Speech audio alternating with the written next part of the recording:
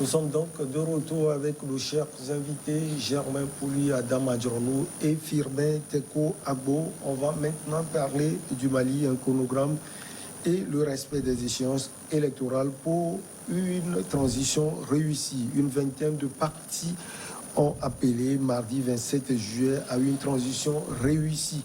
Dans une déclaration rendue publique, ils se disent prêts à accompagner les autorités pour éviter les écueils pendant cette transition. Ce groupement dans lequel on retrouve les formations de l'Est-majorité et de l'Est-opposition exige notamment le respect de la date fixée pour la tenue des élections et la publication d'un chronogramme détaillé des tâches devant conduire aux élections. Vous pensez, Germain Pouli, que ce regroupement et tout ce qui a été dit, ça peut porter quelque chose ou apporter quelque chose? De toute façon, c'est une sortie qui est assez intéressante. Les politiques s'approprient le débat parce que depuis les 2 coups d'État qui se sont succédés au Mali, on a beaucoup plus vu la communauté internationale et puis la société civile, un peu les mouvements qui ont été à l'origine du départ de IBK. Alors aujourd'hui, le chef de la junte annonce qu'il va respecter le délai de la transition. En tout cas, c'est le souhait de l'Union africaine.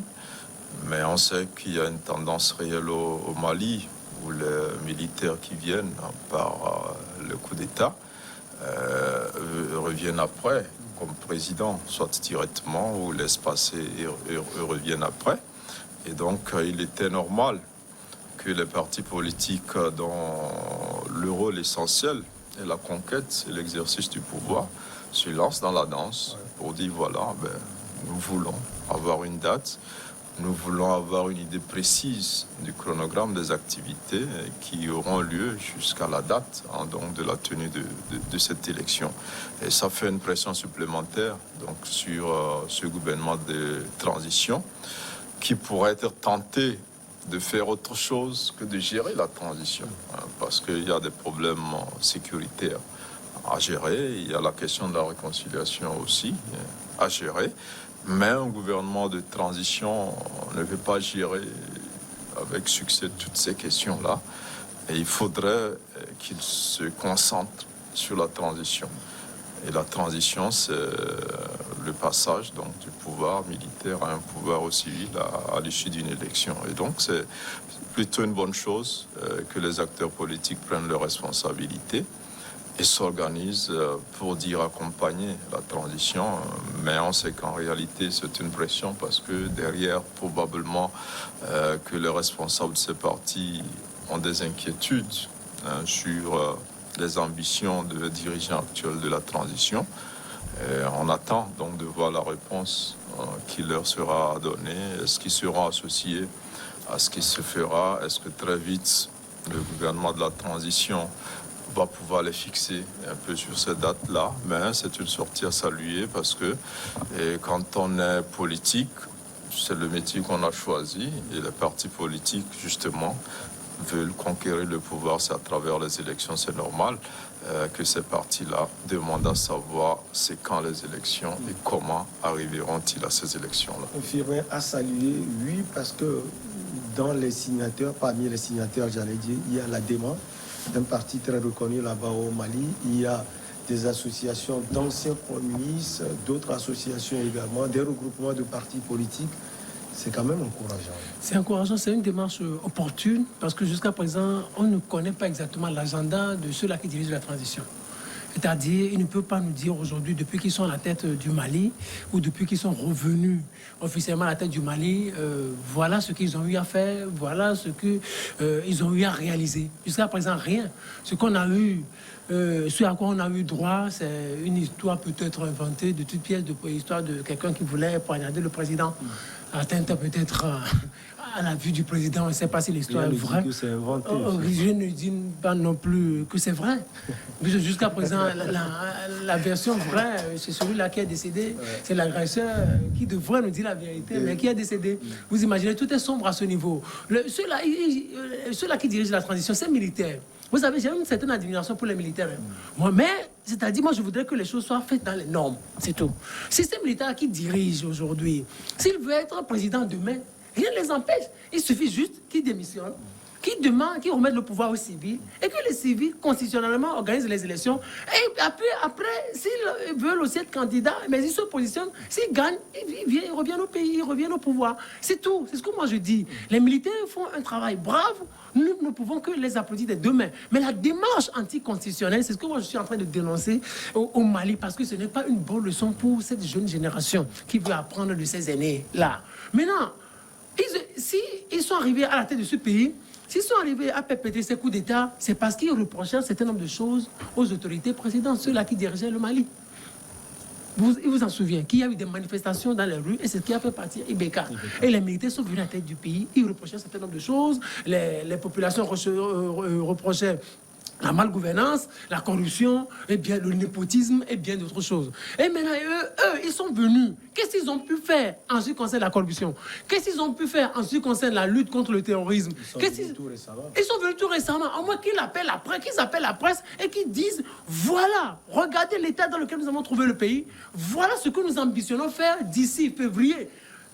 Qui disent, OK, d'ici, nous allons ouvrir le recensement électoral peut-être d'ici décembre, et en février, on peut organiser les élections. Mais, parallèlement, nous avons mis en place toute cette stratégie pour lutter contre le terrorisme, toute cette stratégie pour renforcer la sécurité dans le pays. Jusqu'à présent, rien du tout. Ce qu'on peut apprendre aussi... Sur le plan communicationnel, on ne les sent pas. On ne les sent pas parce qu'ils ne foutent rien. Ceux qui dirigent le pays, ceux qui dirigent le Mali ne foutent pratiquement rien. Non, c'est pas trop dit. Parce que ce qu'ils font là, c'est anticonstitutionnel. Leur pouvoir est illégal. On doit le rappeler. Pour que cela ne serve pas d'exemple à d'autres. Vous imaginez, pour Idriss Déby, on l'a fait. L'Union africaine a réagi timidement. Pour le Mali aussi, la CEDEAO a réagi timidement. Nous avons ces institutions-là. Pourquoi? Et pourquoi faire? Vous imaginez, vous sanctionnez quelqu'un, après vous lui rendez visite. C'est ce que la CEDEAO a fait. Et donc, on est dans une situation de flou total et on ne comprend pratiquement rien. Et moi, n'attendez pas ce que moi je soutienne, ceux-là qui dirigent le Mali. Ce qu'ils font là est anticonstitutionnel. La CEDEAO et l'Union africaine, si la communauté internationale le veut aussi, doivent se mettre ensemble pour dire à ce monsieur, où est-ce que vous en êtes avec la transition? On a vu la transition, ça s'est bien passé au Burkina Faso. Blaise est parti, ceux-là qui sont venus au pouvoir, ils ont eu 1 an, ils ont gagné les élections, et après, celui-là qui est Rakissa Kaboré est élu, et puis tout se passe bien. En tout cas, sur le plan politique. Maintenant, ils sont là, ils ne foutent pratiquement rien. Et maintenant, c'est bien que la société civile, c'est bien que des associations, des partis politiques se soulèvent, parce que, vous savez, c'est des gens qui sont lucides. Cette histoire d'agression-là, ils peuvent se dire, il y a un coup qui se prépare. C'est un signal fort parce que celui-là qui est au pouvoir va se dire, vous savez, l'insécurité, ça devient tellement grandissant dans le pays, on veut attenter à ma vie, donc donnez-moi du temps, j'ai besoin du temps pour asseoir ma sécurité, pour asseoir la sécurité du pays. Et nous irons en 2023, parce que son petit frère ou son grand frère Déby se dit, il a 18 mois x 2. Ça fait 36. Ça fait combien de mois? Ça fait 3 ans. Donc, n'attendez pas à ce que lui parte aussi en février. Alors, Adam, est-ce que ces associations, ces regroupements de partis politiques, l'ADEMA et autres, ont senti quelque chose et se sont précipités pour aller signer ces accords avec le pouvoir en place? Non, c'est monnaie courante. Parce que vous savez, ce qui est redouté et redoutable la plupart du temps pour des transitions modérées, c'est le fait que cette transition, pour la plupart du temps, ceux qui la dirigent ont toujours opté pour des glissements de calendrier.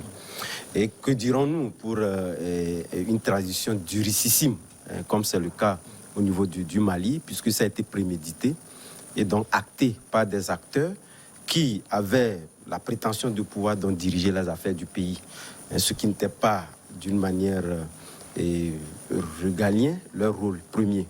Et beaucoup d'acteurs, que ce soit les acteurs maliens ou internationaux, ont estimé que, même si beaucoup de voix ne le disent pas assez ouvertement, ont estimé que l'armée malienne est en dérive totale. Et à la dérive totale. Donc, ceux-là qui ont prémédité un coup d'État et aujourd'hui dirigent le Mali, je pense qu'ils ont véritablement la prétention de pouvoir donc rester aux affaires pour longtemps possible.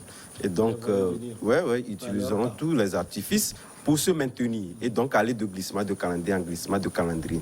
Et ça a suscité l'intérêt de la société civile et la classe politique à qui devient donc le rôle de pouvoir donc organiser et interpeller ceux qui sont au pouvoir, même s'ils ne sont pas les acteurs politiques, de les interpeller, qu'ils ont un œil regardant sur la gestion du pays. Mais au même moment, ce calendrier-là, dont avait mis tous les vœux de la CDA, pouvoir véritablement voir ce calendrier à respecter.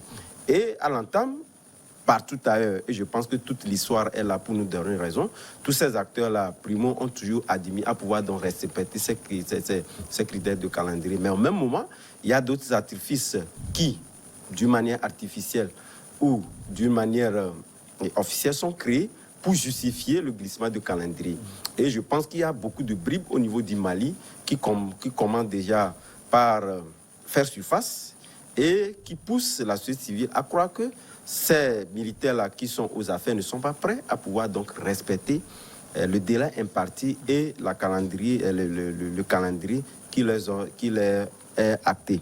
Donc c'est ce qui a motivé et suscité donc ces acteurs-là à pouvoir se réunir. Je pense que cette union-là est venue au bon moment, puisque si des acteurs politiques le faisaient isolement, je pense que ça n'aurait pas d'impact. Ça n'aurait pas d'impact et ne peut pas interpeller la communauté sous-régionale, voire la communauté internationale, pouvoir véritablement pousser ces acteurs. Puisque les militaires, aujourd'hui, ils ont les armes et ce sont ces armes-là qui font usage, naturellement, à perpétrer. C'est un moyen de les pousser à rendre public peut-être un chronogramme. Non seulement eux, mais également la CEDEAO, qui a dit en son temps qu'il s'engage à pouvoir accompagner le Mali à respecter ce chronogramme et à organiser les élections, à remettre le pouvoir à la société civile. C'est plus la CEDEAO qui a interpellé dans ce jeu-là.